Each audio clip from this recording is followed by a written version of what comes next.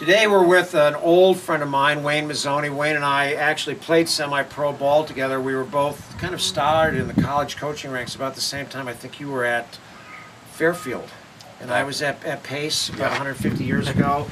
And as I say, we've actually played together. Wayne is now the pitching coach at Sacred Heart University. And the most interesting thing about Wayne is not just the pitching coach title and what he does there, but he is very active in telling the truth about the recruiting process. He has a great product that gives you the proper information for recruiting. We talk about this all the time, that there's a real vacuum in this industry for the customers because there's so much misinformation, lack of information, and just flat out bad information. And Wayne has, I'll let him talk about that in a second, but just to start off, give me a little introduction about who you are. I know our backgrounds are very similar because you played two sports in college, right? You played baseball and football. Can you tell us about that? I went to Gettysburg College really to play football. Got the crap beat out of me and decided that was not going to be the best route, so I picked up baseball and played baseball there. Graduated with a degree in economics, thought I'd take a business job. I thought about that for a day. Said that sounds pretty boring. Got into coaching in 1992 and been doing it since. So it's an interesting career.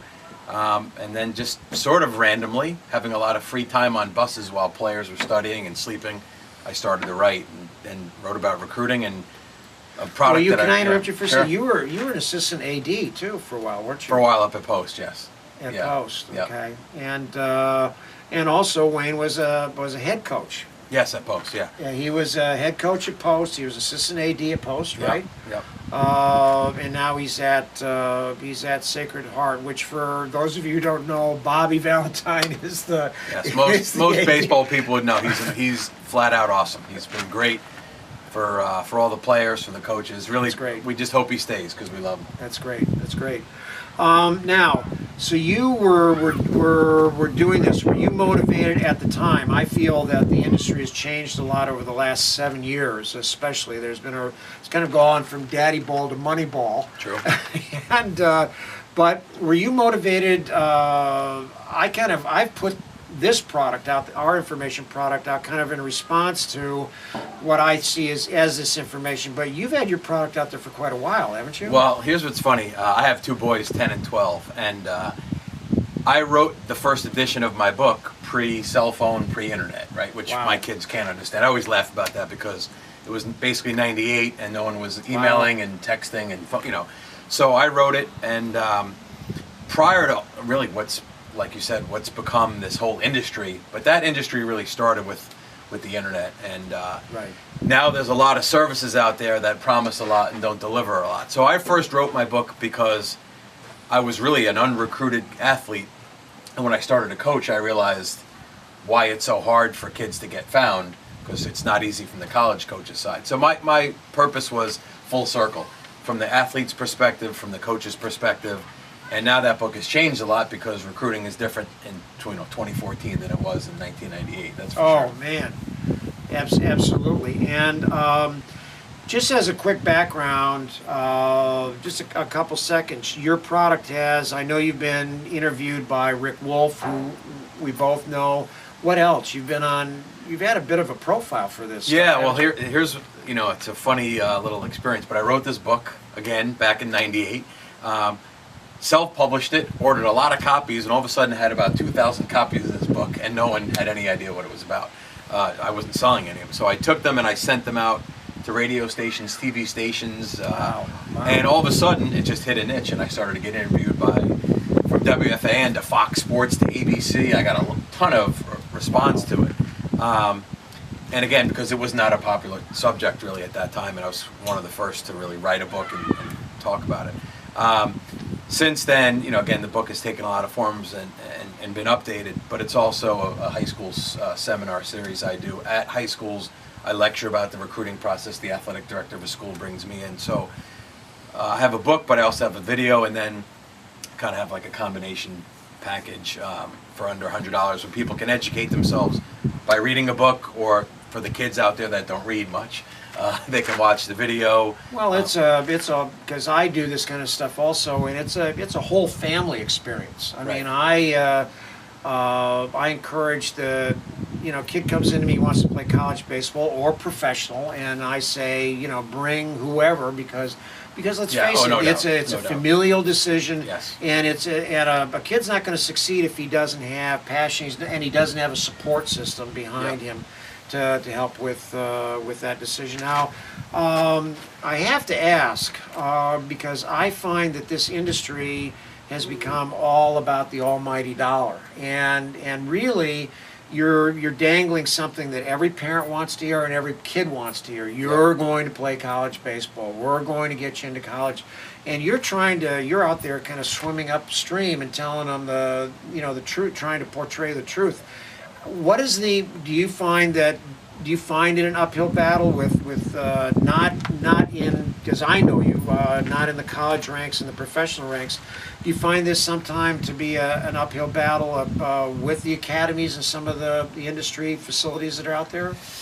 Well, one of the key things in the recruiting process, which is in everything I write about, is that a kid needs to assess how good they are. And the problem is sometimes that they think they're great, and their mom and dad think they're great because they're playing in a little, we're in Connecticut, they're in a little 15-team conference, they play 18 games, the kid's pretty good, he's a starting shortstop. Well, that's not the Florida kid, the California kid, the Absolutely. Texas kid.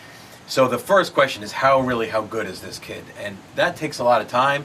They all think they could play at Clemson and Virginia Tech and Florida State, and they can't.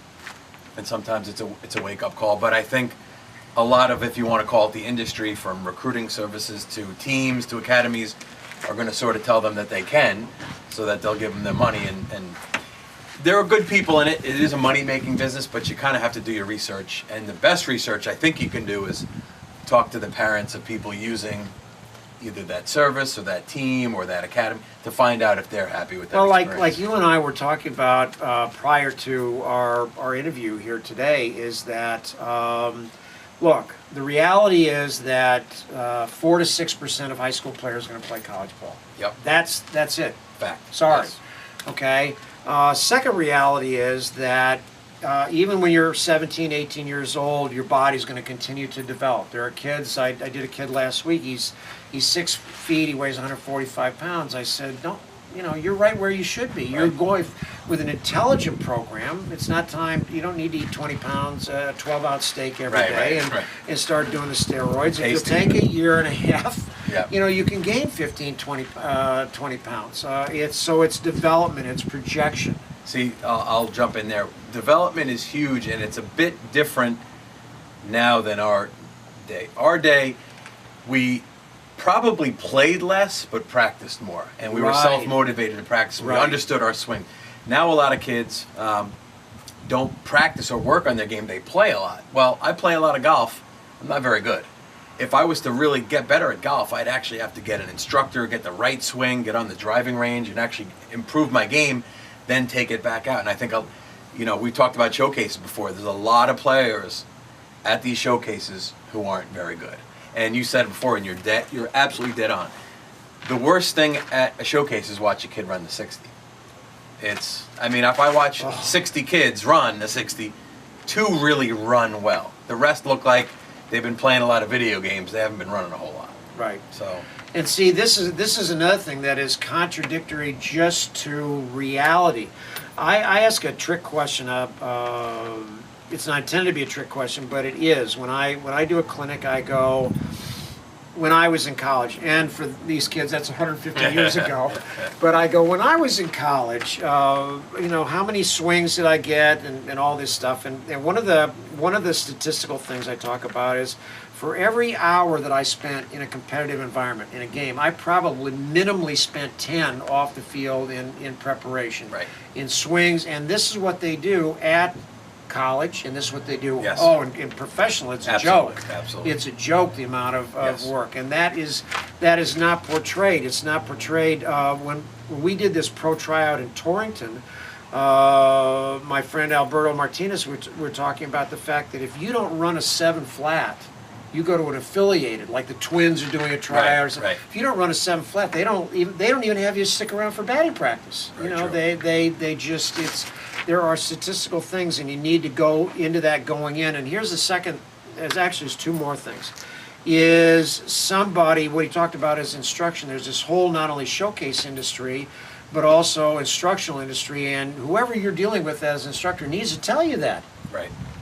Right. You know, if you are that kid that really has the heart and soul and the mind for baseball, then you're not going to get there with misinformation. Somebody True. needs to tell you, change your swing. Like you and I were talking about before, when Berto and I did this pro tryout in Torrington, you have 50 top college players.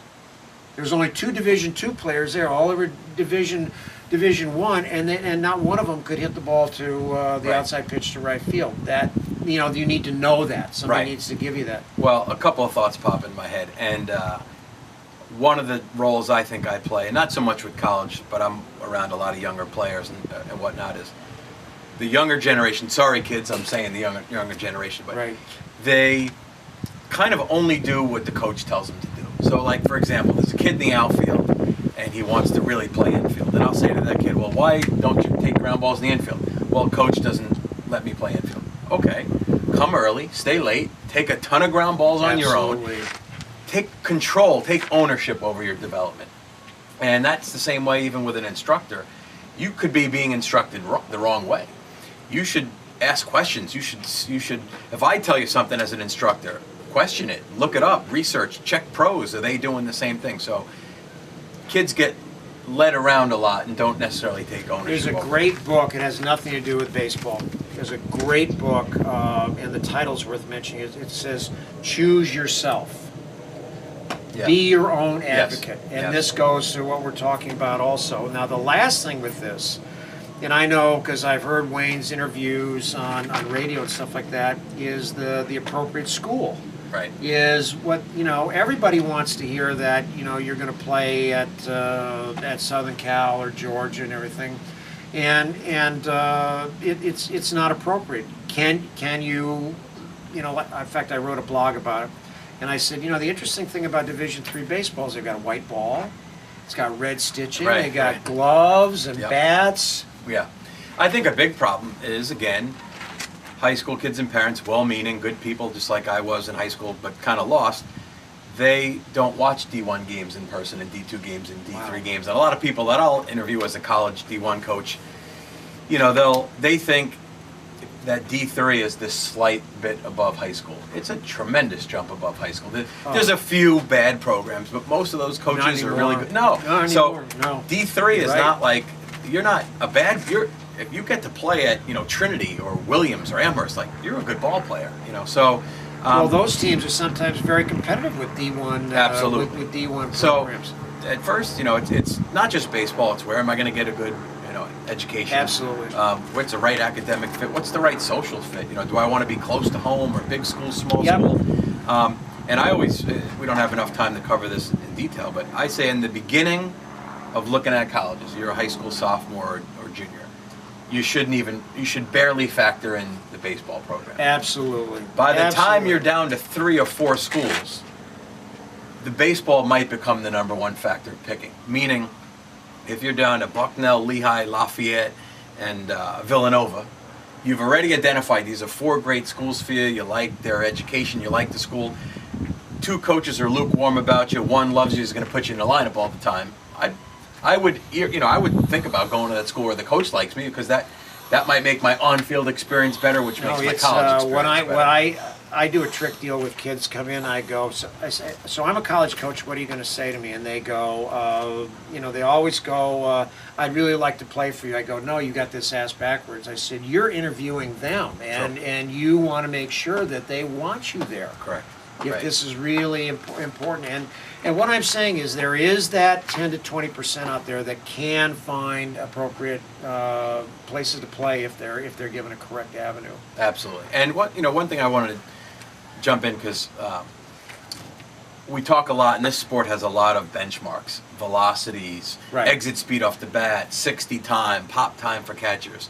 And I do want people out there to realize that for good and bad, you can have a good 60 time and a good pop time and not be a good baseball player. You could have a decent 60 time and a decent pop time and be tremendous. So it's more than just what your numbers say. I mean, you've coached long enough. You've had a guy throw 88 who can't get anyone out, and a guy throwing 82 with movement, and he's smart, Greg Maddox type, and he wins. So the numbers, it's great to have those numbers and the size and the speed and the strength, but we want to see it produce on the field. Do you know, I bet you do, do you know Bobby Derula? No. Bobby's a friend of mine, and he is classic for this. He's about, I'm 5'11", what are you, about the same, right? 5'11", I wish, yeah, about 5'10", 5'9", whatever. Okay, and Bobby was that, and he had 30 schools, and I mean big-time schools after him, and he chose to go to a D2 school. And like he said, he made the team as a freshman, got some playing time as a sophomore, right, and was an All-American when he was a junior, right, and ended up with a 12-year pro career. Had a little bit of time in the major leagues, and it's all about getting better. And he said that's the best decision he ever made. right. Sometimes when you ask kids that, if you have a higher program, but it's going to take you a while to get on the field, or maybe a lower program, still a good one, but you can play earlier. I think faced with that, a lot of kids who've been playing a lot and regularly would actually like to get on the field. I mean, there's some kids that don't mind taking that time and that challenge, but it's an individual family decision. I just think it's a developmental sport. You know, you and I wish I could transport myself into my 20-year-old body with my brain. Yeah, if you do, let me know how to do it, would you please? Exactly. Well, what we're going to do is we're going to stop on that, because we're going to set up a feature with Wayne where you guys can call in and ask him some questions. We're going to run a graphic on this so you can get a hold of his website and everything else. And like I said, he's an old friend, so we're going to do a whole bunch of stuff with him. So stay tuned. Great. All right. Thanks, Carl.